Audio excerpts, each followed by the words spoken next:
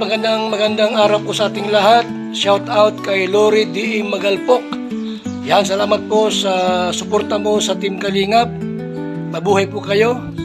Yan po, paki-subscribe po mga Kalingap, mga kaibigan. Lori D. Magalpok. Ayan, suporta po natin si Ma'am Lori D.M. Magalpok. Napaka-solid supporter at isang Kalingap. Subscribe po ng kanyang YouTube channel. And maraming salamat po sa inyo lahat. God bless po. Jesus loves you. Hello everyone! Welcome back again sa ating YouTube channel. And for today's video, meron na ba tayong panibagong upload for tonight. And samahan niyo ako mga kabady-body loves. Ayan, we are on a travel right now. And actually, it will take around 40 minutes bago tayo makarating sa ating pupuntahan. Panibagong video, panibagong upload. This video will happens, I guess, 7 or 8 years ago. Ito na yung unang nagkakasama-sama ulit kami. Although hindi kumpleto, pero ganun talaga. Hindi makumpleto ang isang isang happenings, no? So, ayan, nasa travel kami and makikita nyo, palubog na yung araw this time. So, eto, nandito na kami sa pinakang area, malapit na. By the way, ang place nga palang ito ay dito sa Bayugo, isa sa mga lugar dito sa Halahala and going to Siniluan. So, mga kabady-body loves, tingnan nyo kung ano ang magaganap sa buong magdamag na ito. Isang magdamag na kasiyahan, katuwaan, ingay, kaguluhan. We'll see. It will be happening soon. Let's go, mga kabady-body loves! And kung makapansin nyo, yung area na to ay nasa tabing dagat. Ayan, kami na naman na magkakasama, ang kuya ko. Ang ating taga-maneho. Ay, sana all taga-maneho. At syempre kasama din natin dyan si Harian. Dahil kami naman yung magkapit-bahay. So, ayan yung Laguna Lake. Ayan, oh, kita nyo ba? Oh, dagat na talaga dito. Pero maganda ang area kasi syempre magiging presko. Simoy ng galing sa dagat. Oh, ayan, may mga tambay. Mga tambay pagkahapon, ganyan talaga. So, we'll just follow this road. Ayan. At feeling ko maganda yung area. So, ayan si Harian, yung mag-ama. First time namin makapunta sa lugar na to. And natagpuan lang nila to through, alam nyo na, sa FB page, mga post dyan. Actually, marami na naman magagandang mga resort dito, mga private resort. So, ayan, private resort po yung pupuntahan natin. And tabing dagat siya. Kaya expect na natin na ang buong magdamag ay malamig, no? Dahil nasa tabing dagat tayo ng Laguna Lake. At malalaman natin kung anong mga makikita natin dito sa ating pupuntahan. Tara, mga kabady-body loves, samahan nyo ako, samahan nyo kami hanggang sa makarating tayo. I guess malapit na yung area. So, sige, tuloy-tuloy lang tayo dyan. Medyo maliit yung kalsada, pero okay lang. Ganun talaga, di ba? Pag nakakabili ka ng mga lote, best thing na may isip namang ibang tao dahil malapit sa dagat is para magkaroon ng isang resort. So, actually, kakabago-bago lang ng resort nito. I've heard nagbukas siya last January pa lang. So, titingnan natin kung gaano siya kaganda, gaano siya ka-efficient, or basta, excited na ang lahat, oh. Talagang nasa tabing dagat tayo. Pero tinuro na ni Kuya, so ibig sabihin, malapit na. Uy, may mga kalabaw dyan. May mga kalabaw. Sige, diretso pa daw kami. Konting-konti na lang at nandyan tayo sa ating pupuntahan. And here it goes. Ayan, The Coconut Farm Resort. So guys, ito na yung area. Ayan, ang swimming pool. At syempre, ito yung aking kapatid na bunso. Yan yung kapatid ko sa Canada. So sila yung bumalik. It's been 7 years bago sila nakabalik ulit ng Pilipinas. And ito na yung area. Yan yung kuya ko kumakaway-kaway. At yan yung dalawang anak niya. Just swimming na. Si EJ at saka si Ken. Ayan yung si EJ ay maliit pa kasi yan nung dinala sa Canada. Kaya English speaking. So guys, nandito na tayo sa Coconut Farm Resort. Kaya pala tinawag na Coconut Farm kasi puro mga puno ng nyug ang nandito. Ayan. So ayan, meron tayo ditong swimming pool. So private resort ito. Eto, maluwag yung area. Yan, pang maramihan talaga from 10 to 15 packs ang ano nila dito. Ang kanilang, anong tawag doon? Ang pwedeng umukupa nito sa isang magdamag. Ayan oh. So ayan, may mga ano dito, pwede dito. Ayan oh. Tapos ayan yung swimming pool. Doon. Uy, sinindihan na yung ilaw. Ayan na oh. So ikutin natin. Mamaya tayo doon, may mga nagkakantahan. Kumakanta na yung kuya ko. Mahilig magkanta yun. Wait lang ha. Ikot ko kayo. So dito sa labas, maganda din dito bukas ng umaga. Ayan oh. Uy, may ano pala dito oh. May pang sprinkler. Bukas pupunta tayo doon sa umaga para makita niya yung area. Ayan oh. Maluwag. Okay naman.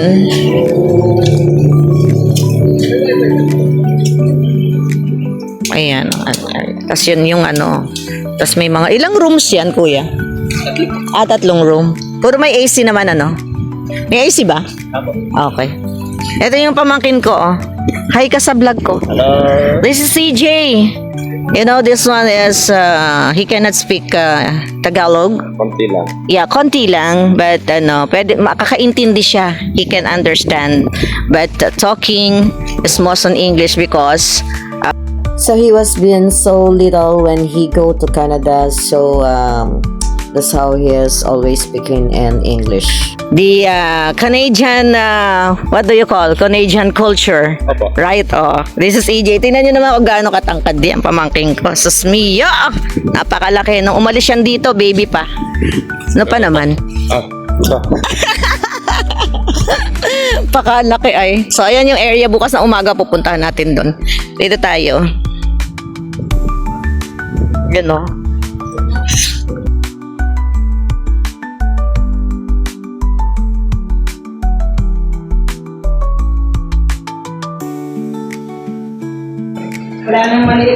Wala nang maliit. Ay di sila Kali saka si si Teo. Sayang nga sila Teo, bukas pa dating. Talaga, tuwan-tuwa pa dyan si Kali. Aba, di gustong-gusto nun. Gustong-gusto nun ng tubig.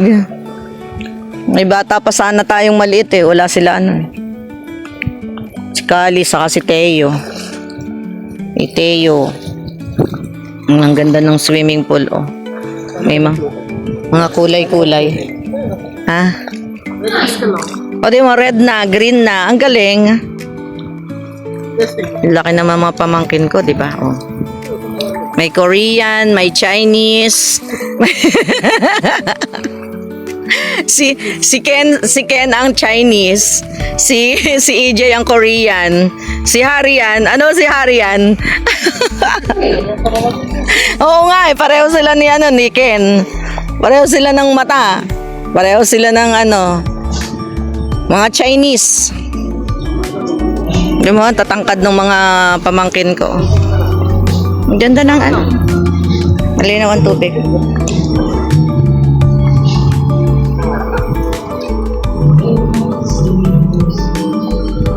Liwanag naman kasi may mga ilaw dito. Yan o. Liwanag yung area, tapos meron pa doon.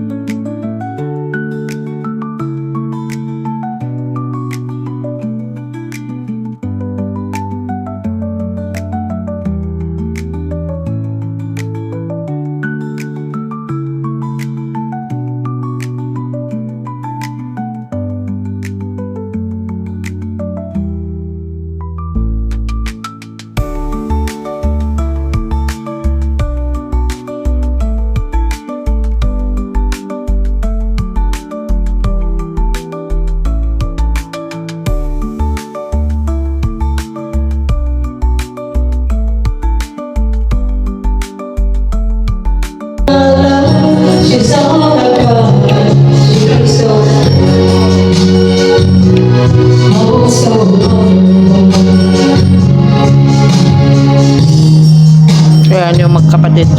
Panganay at bunso.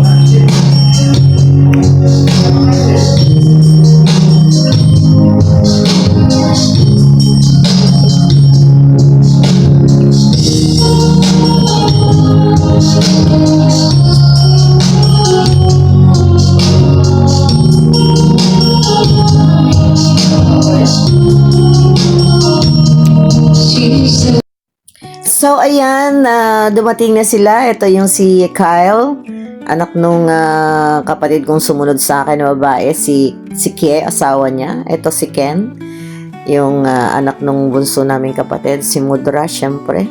So, ayan. At habang mga nagkakantahan kami dyan, ay mga naglalaro sila ng billiard. Ito yung isa sa pinaka gustong-gusto nilang laruin dyan. Kainan na, parang ang lalaki ng mga katawan. 'Di ba? Puro mga lalaki yung pamangkin ko. So, 5 kami magkakapatid. Yung mga anak nila ay puro lalaki.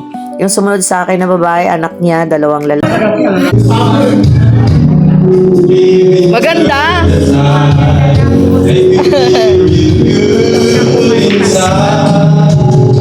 You push me up when I'm about to give it up.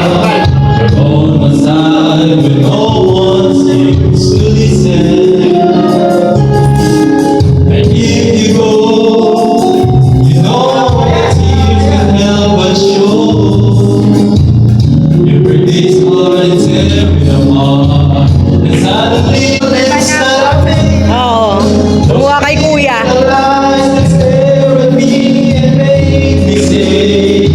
Mga macho. Mga macho. Uy, manong kumanta si Harian.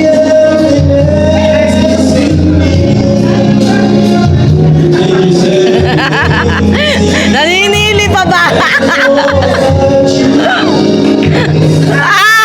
Patay! I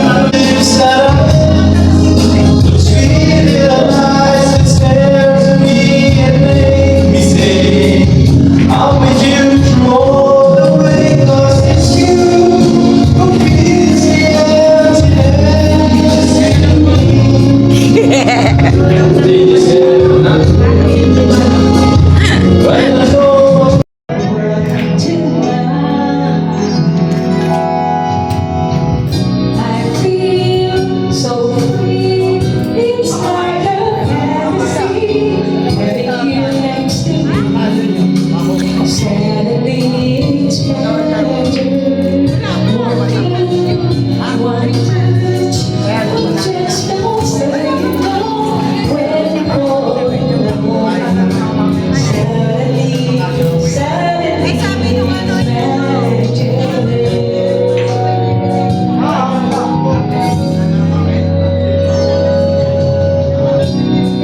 I'm not afraid of love.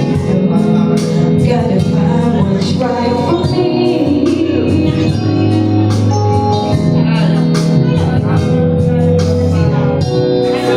Not afraid to step alone.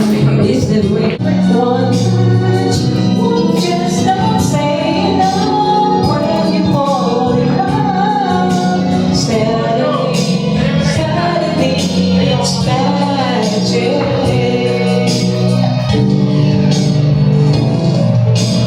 We can dream our dreams forever when we're with you. So this time, ayan, tumigil na kami mag-video kasi hating gabi na. It's almost 12 o'clock na pero naliligo pa rin yung mga pamangkin ko. Ang tahimik na ng area. Ayan, so super tahimik na.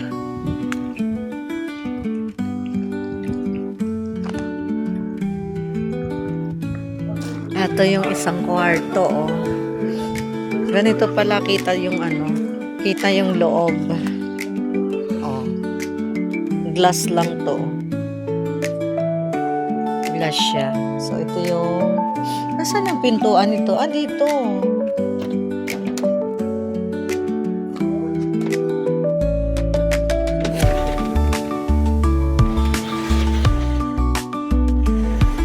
Ito yung isang kwarto.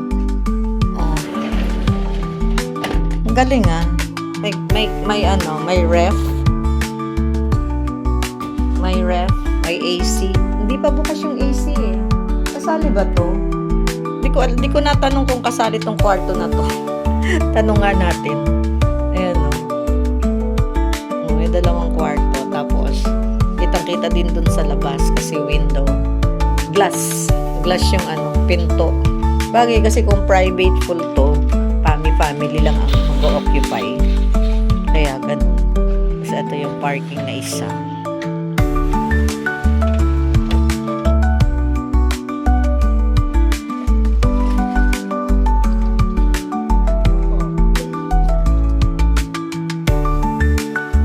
Lakas ng hangin. Mahangin. Yan. Lamig.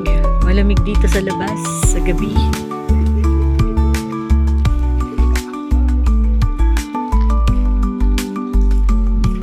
Ano na, Ken? Ayaw mo na? Oh. Hindi. Oh, sila nanay yung tulog na. Si Lisa. Si mama mo naliligo. Ayan, no. Tapos yan, yung madilim na yan, dagat na. Yung Laguna Lake. So, ito yung area. So, ito ay tawag ay Coconut Farm Resort. Kasi, puro nyug ang nakatanim. Mga bonsai na nyug. Ayan. Tapos may mga long table pa dyan. Kanina may bonfire doon. Ayan, bonfire sila kanina. Nagluto ng barbecue. Kaya lang, ay hindi ko na nabidyohan at busy ako sa pagkanta. Marami palang dito, mga silya dito. May mga silya sa ilalim ng shade ng shade ng mga coconut. Yan may upuan.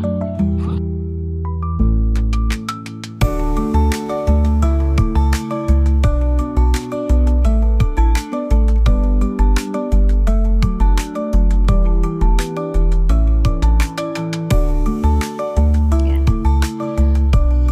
Tapos nandoon, meron din doon yung may mga pa-umbrella na table. May mga table din doon, pa-umbrella. Yan. Maganda yung area, tsaka hindi maingay. O siguro kasi gabi na. Pero hindi rin. Ayan naman yung area ng kitchen. Tapos yung may billiard, may dart. Siyempre may video, okay. Ayan, bukas ng umaga pupunta tayo dyan. Kaso ngayong gabi na eh. Ayan.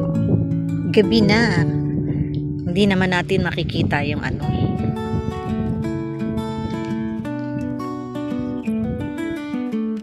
Ayan, dito sa area na to ay pwedeng mag-bonfire tsaka mag-ihaw. Nag-ihaw sila kanina dito yung mga bata eh. So ito yung dagat. May pa-bonfire yan. May upuan, kahoy. Tapos ito yung kanina sila eh. Nag-barbecue at nag-ihaw-ihaw kanina. Yan ang dagat. Dagat na yan dyan. Mahangin. Yan mahangin siya. Tapos dito yan, ito naman yung papunta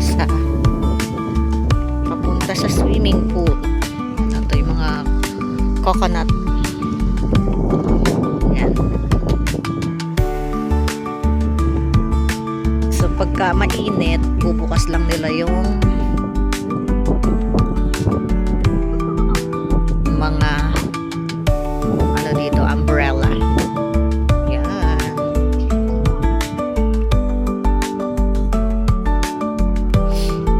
Malamig yung hangin. Malamig ang simoy ng hangin. Yan mga table dito. So, ito na yung buong area. So, bukas ng umaga, punta tayo sa dagat and then pakita ko sa inyo yung buong remaining room ng resort na ito. So, thank you so much everyone. Hanggang dito na lang muna. Meron tayong part 2, syempre, dahil sobrang haba ng mga video ko. Bye everyone. God bless sa ating lahat.